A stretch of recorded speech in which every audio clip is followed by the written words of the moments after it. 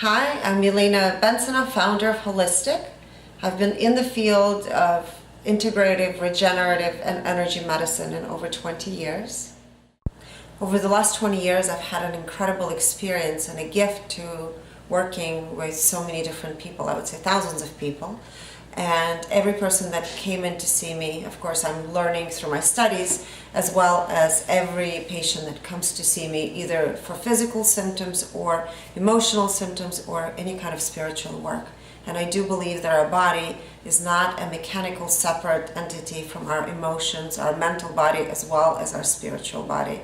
So I work with people as the whole system, therefore holistic health and holistic system that I incorporate into my everyday work. Over the years, I've discovered that when there is a disconnect between the physical symptoms, emotions, and soul, a lot of times people tend to seek, different practitioners for their ailments. And it's really, truly important to always address the physical body first, because that is what's requiring the attention at the moment, right? The acute phase. Whether you're suffering from the symptoms of anxiety or digestive issues such as bloating, right, or brain fog. So those are the ways that your body is letting you know to really start to pay attention to it. And I believe it's really important to address the physical body first before we can go into addressing the soul aspects.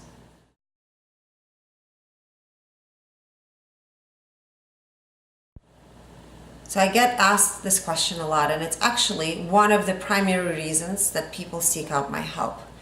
And the reason is digestive issues or digestive imbalance. And I'd like to address it today. So for example, if you're suffering from fatigue, acid reflux, and you're taking over-the-counter medications for that, such as Pepcid, Tums, Zantac, or you're suffering from bloating, or just being irregular, right? Going to the bathroom and that is not regular, right? Either suffering from constipation or diarrhea. So those are some of the alarming symptoms or red flags that your body is showing to you that you need to start paying attention to what you're eating and how you're treating your body. I do want to address one very important topic. There is an absolute difference between food allergies and food sensitivities. And food allergy is something that you immediately know, right? That's your body's response. And of course, the extreme response would be anaphylaxis, where your throat will swell up, your eyes, your whole face swells up, you're itching, and there's shortness of breath. Food sensitivity, on the other hand, is something that I find most population suffers from. And it's eating foods that we're sensitive to that are creating inflammatory responses in your body that are delayed. And they're usually IgG, immunoglobulin G mediated. So the sensitivity or the reaction will come out to be probably 3 to 5 days later. So let's say you ingest a food that you're sensitive to, and then a couple of days later you might get a migraine, or you might feel congested. So that would be a response, a delayed response to something that you've ingested and something that needs to be addressed. And that is something that I do in my practice, and it's crucial to incorporate it into your wellness.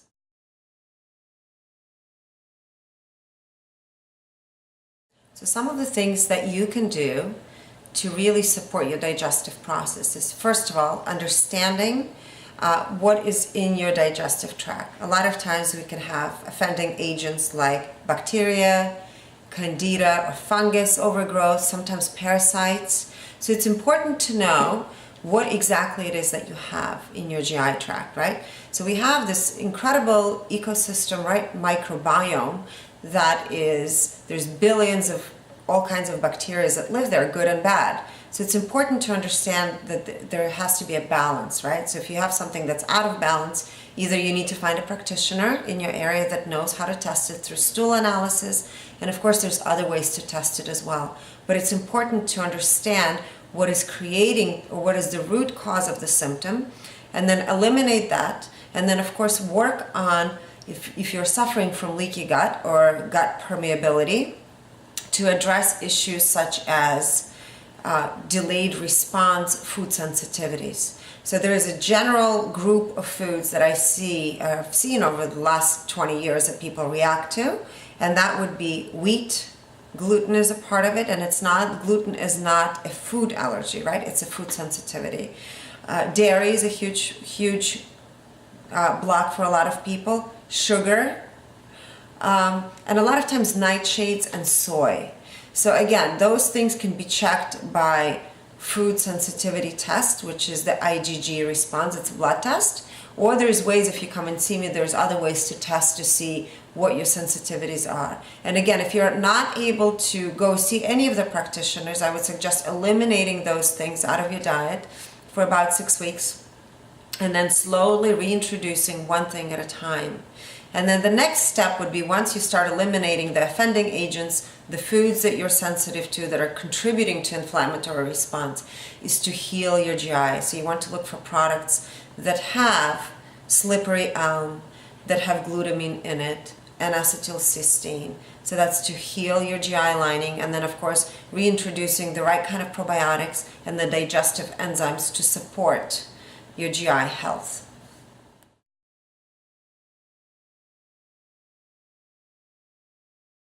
So the most important kind of view or way that I'd love for you all to see your body is it's not separate, right, from your soul and your emotions. When we tend to take things in, right, and not allow ourselves to digest our emotions, eventually the stress that we're causing in our system will tax our system and will create havoc, and also kind of allow for the bacteria to overgrow, right? Then we tend to emotionally eat things we're not supposed to be eating, and act and think in a way that is not supporting. So I'd like for all of you to realize that it's about letting go. So whenever you have issues with digestion, it's truly about letting go. So it's really tuning into your body, allowing yourself to slow down, and realizing that it's not about holding on to things, but it's allowing the flow to happen through you, and you're truly just a channel of expressing yourself to this world. So I would like to invite you to ask me any questions that you might have concerning GI health, and recognize that you're not alone in this, and I'm here to answer any of your questions or any other topics that you're interested in exploring. Thank you.